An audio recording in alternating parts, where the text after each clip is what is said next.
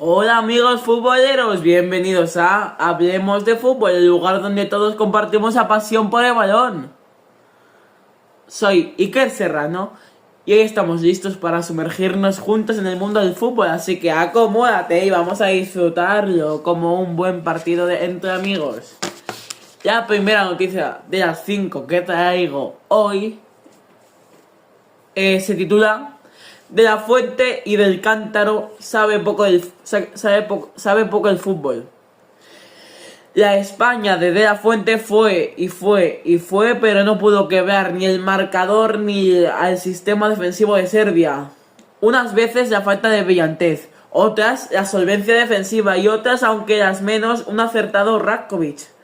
De varias maneras se terminó estrellando la campeona de Europa contra el 0-0 final del debut de la Liga de las Naciones, torneo cuya última edición también ganó España. El cántaro siempre acaba hecho añicos en sus repetidas idas a la fuente, al menos así lo asegura el refranero español. Pero el de Belgrado, estaría hecho de otra pasta. Se hartó de ir una y otra vez a la portería de Serbia, pero allí nadie escuchó ningún crujido y resquebrajo.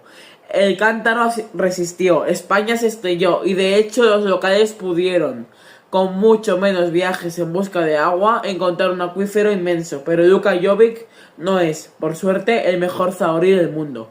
Tan cierto es que la más clara fue Serbia como que prácticamente todo lo demás lo hizo la roja. Del dominio solo se pudo dudar en un arranque que no fue fácil para los de la Fuente, quien, recordemos, llegó sin parte de su columna vertebral, sin Unai, sin Rodri y sin Morata. Pese a ello, no tardaron demasiado en hacerse con la pelota y en encerrar, paulatina pero continuamente, a su rival en un pequeño Macaraná, que ni de lejos llega a pequeño Macaraná. Es más, las pitadas primeras fueron para su propia selección, que llegó a calentar en un terreno de juego anexo para ahorrarse algún que otro abucheo después de una Eurocopa mejorable. Es también de justicia bajar de los altares de la excelencia a un equipo al que le fue asignada cuando la mereció. La versión vista de hoy se alejó menos de la España más horizontal y sin ideas tan frescas de lo que se vio en Alemania. Lamine y Nico, los principales artífices de cambiar la historia, estaban también en el campo en esta ocasión, pero la brillantez, algo que no debe exigirse como cotidiano, no apareció. Hubo voluntad, hubo calidad, hubo llegadas, hubo merecimiento y hubo pero no brillantez ni excelencia, ni más ni menos.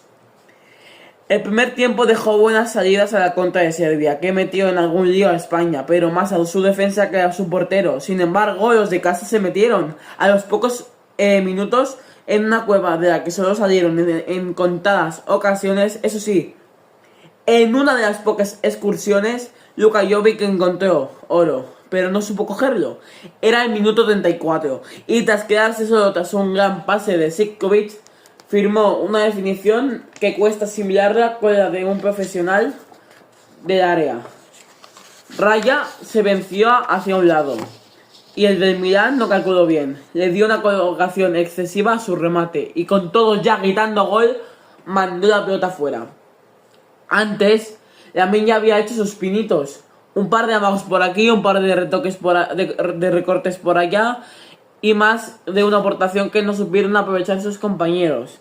También Nico, aunque con cuentagotas, una de esas la terminó Carvajal en el minuto 20, con una volea desde fuera del área que tuvo más potencia de la debida. No la pudo invocar el madridista, pero ahí dio comienzo un dominio que se tornó en asedio sin cesar y de forma ascendente, hasta casi el final del partido. El propio Yamal estuvo en otros fregados, quizás no con la chispa de junio y julio, que tiene más que una chispa, fue un incendio forestal de magia y talento, pero también se sale el 19 sin tantos alardes. Que hablamos de notables altos y sobresalientes, que no es suficientes, pero claro, ya todos queremos esa matrícula de honor a cada rato. Fue protagonista de una buena parte del peligro de un equipo que sí echó más de menos a Nico y la otra banda. El de Athletic, algo menos enchufado, pasó más desapercibido. A Jose, justo antes de que Jovic perdonase a España, probó a Ratkovic, que respondió bien al disparo de primeras del jugador del Villarreal. Todo comenzó, como no, con una asociación entre Lamine y Olmo, que se desconoce si voluntariamente o tras un mal tiro asistió al canario, que chutó demasiado centrado. Con esa dinámica se fue España al descanso, y con esa volvió del mismo. Al primer minuto, Nico ya había metido un pase de la muerte que nadie remató, y tras una falta lanzada por Iggy, que tuvo su peligro, Carvajal en el minuto 51 mandó fuera una volea que existió por el toquecito de Yamal, en una falta que parecía que iba a ser lanzada directa. Fue muy clara. Pasaban los minutos y la roja tenía cada vez más dominio, pero no terminaba de traducirlo en peligro. Esa diferencia entre llegadas y ocasiones empezaba a ser clara en un equipo que sí que mereció el gol de la triple ocasión que tuvo en el 71. Rakovic voló a media altura hacia su palo izquierdo para salvar el lanzamiento directo de falta de Grimaldo. El rechazo le fue a Lamine, escorado a la derecha del área, y mandó un centro chut al área que no pudo rematar nadie. Le llegó la bola rechazada y el 19, ahora sí claramente a puerta, tiró con una rosca preciosa que no encontró el palo más alejado de milagro. Crecía Yamal y con él crecían las opciones de éxito de su equipo. Rakovic volvió a salvar a Serbia con una mano que dejó sin gol al del Barça, que buscó la base del palo con el tiro especialidad de la casa, pero no solo aportó como protagonista, también quiso serlo como actor secundario. En el 75, Fabián desaprovechó una recuperación del joven cidismo, atacante en el área rival, recibió la pelota y se la pasó al del PSG, que se entretuvo, que sí control, que sí me le queda cambio de pierna. Cuando quiso tirar, el balón estaba muy lejos de allí. Ahí llegó España a su clímax. Quedaba más de 10 minutos por delante, pero nunca estaría más cerca de la victoria. Entró José Lu, que remató un córner nada más pisar el césped y que pidió un penalti por un empujón que parecía obvio. Pero Rakovic no se volvería a manchar los guantes ni a preocupar en exceso. El pitido final dejó un sabor agridulce a una selección que se ha limitado a ofrecer los mejores banquetes y que ahora de momento debe conformarse con un simple aperitivo de un punto. Esta es la primera noticia, vamos a pasar a la segunda, que se titula La rutina de lo extraordinario.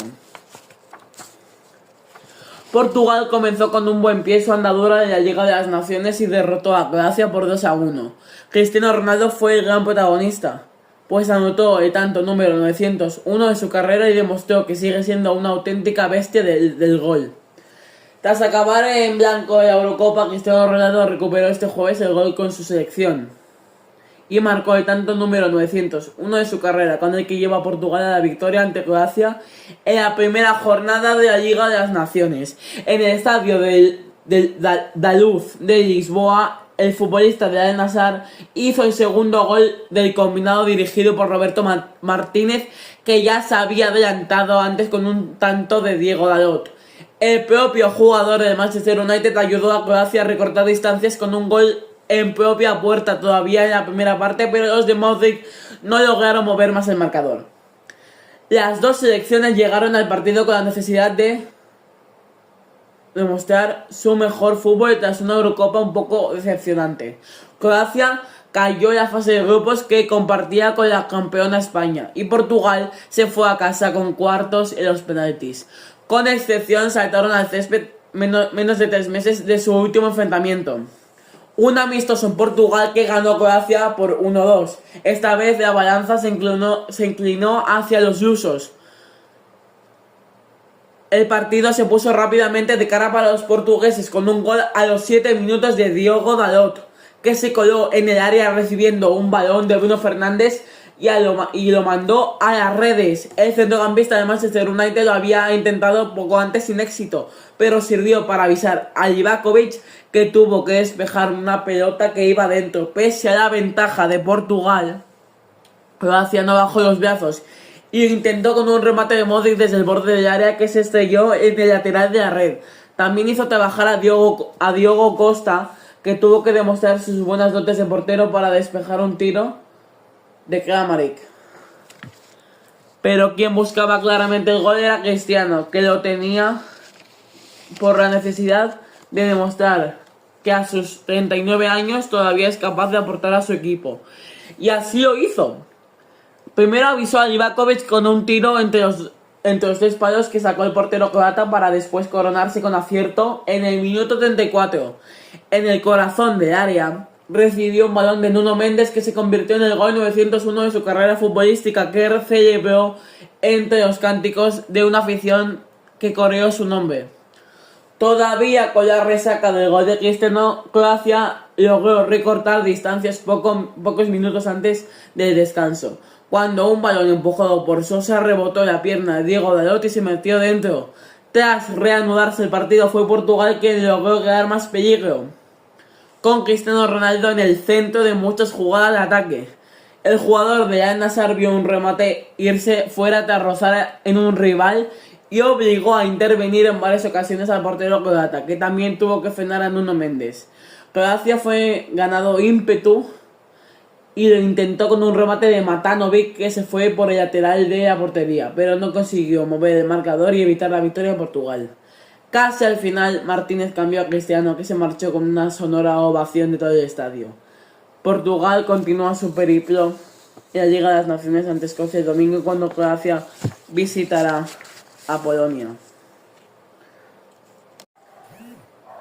Ahora vamos con la tercera noticia, que se titula El gafe histórico de la Azzurra contra Francia.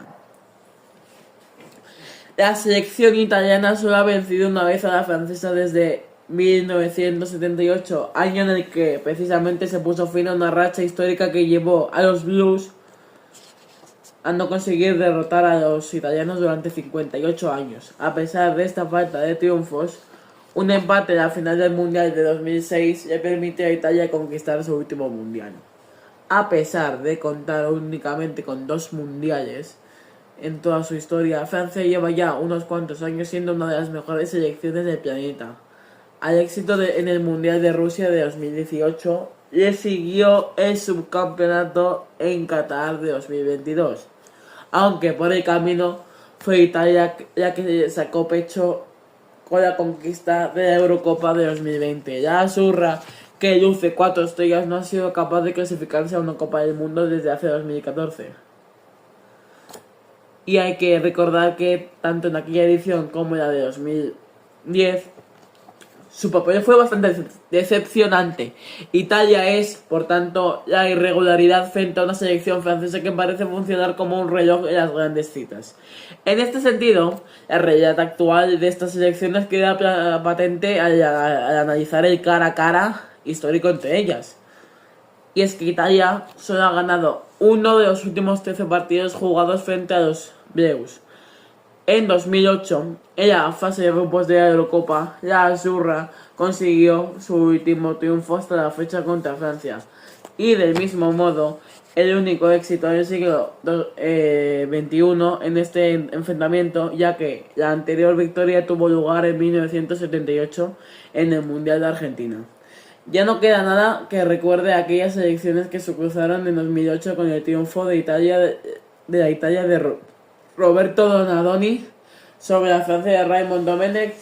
Pirlo y De Rossi fueron los goleadores frente a un combinado Bleu en el que a día de hoy Karim Benzema todavía continúa en activo. Chiellini también fue titular en aquel 17 de junio, fue el último en retirarse por la parte italiana, ya que lo hizo hace unos meses. El saldo, por tanto, desde ese éxito hace 46 años de los italianos es de 8 victorias para Francia, 4 empates y el reseñado triunfo de los transalpinos. Los decepcionantes resultados, sin embargo, no han sido obstáculo para que, en 2006, Italia se hiciera con el Mundial de Alemania en la final contra Francia.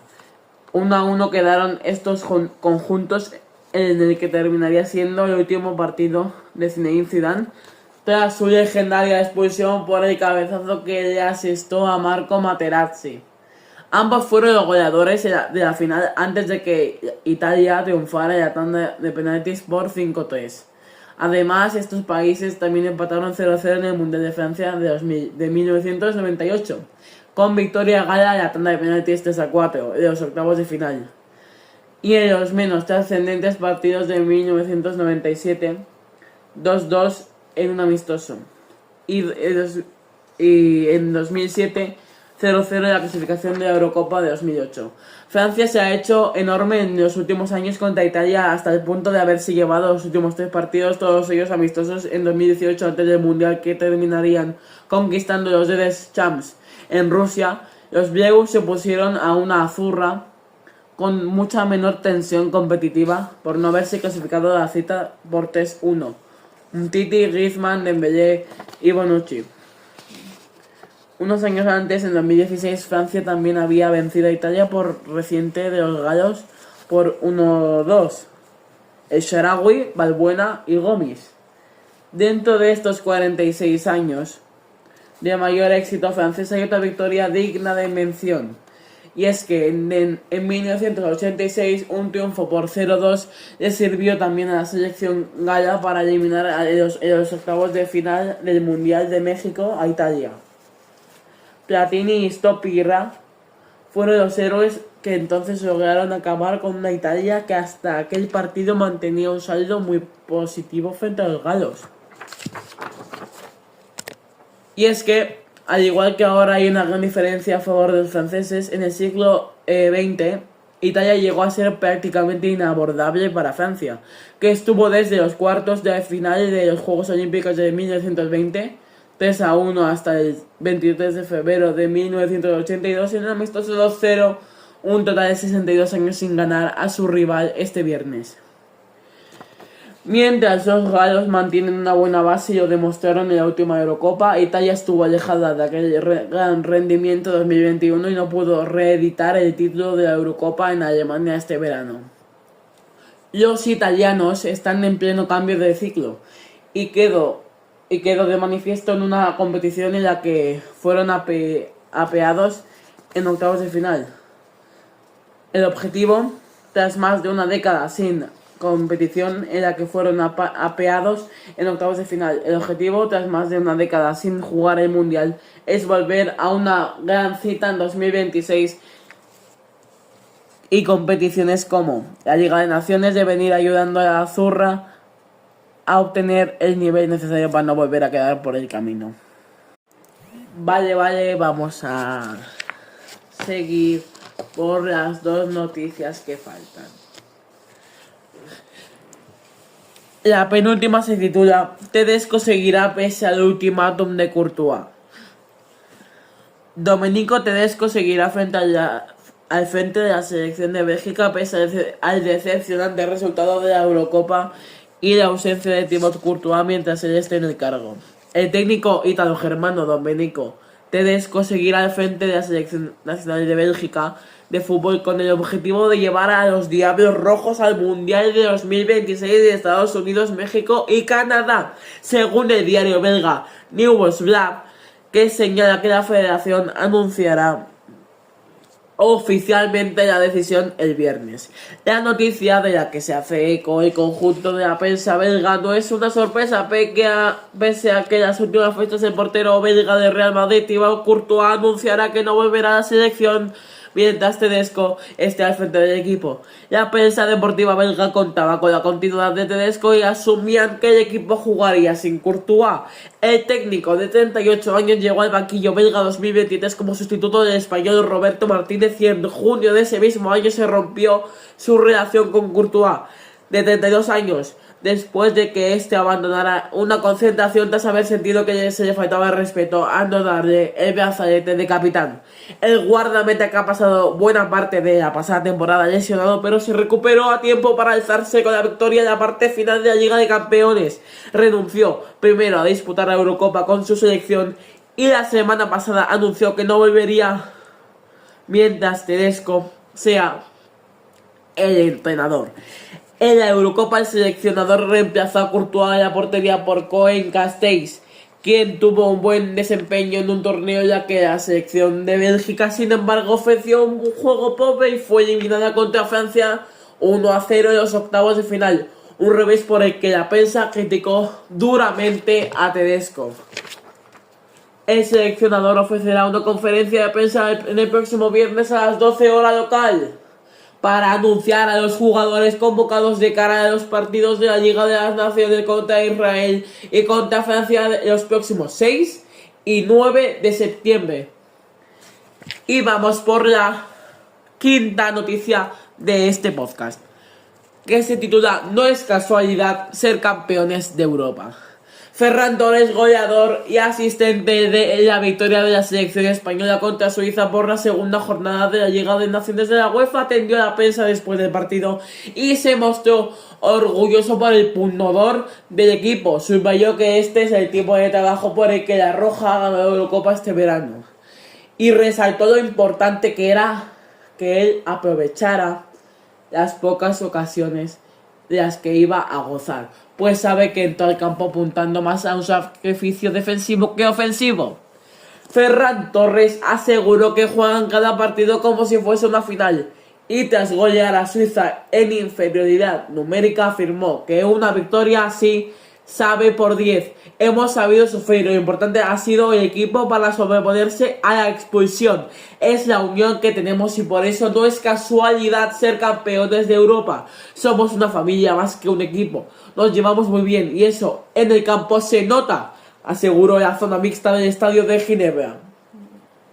Ferran Torres dio una asistencia y marcó el cuarto tanto de España, jugando la segunda parte. Destacó el espíritu de la lucha y el sacrificio de todo el equipo tras la expulsión de Robin Lenormand en el primer acto. Se ha visto que prácticamente nos hemos tocado la pelota en la segunda parte, pero hemos sabido defender y aprovechar nuestras armas. Una victoria así sabe por 10, dijo.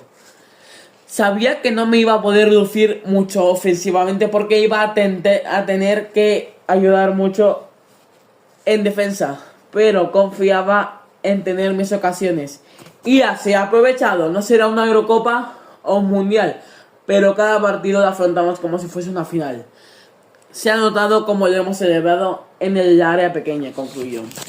Y hasta aquí el programa de hoy. Pronto traemos el tercer episodio de este podcast. Así que os quiero saludar, os compro lloro, suscribiros y darle like, canelita en Ramonena. Os quiero saludar, os compro lloro. Hasta luego, Mari Carmen.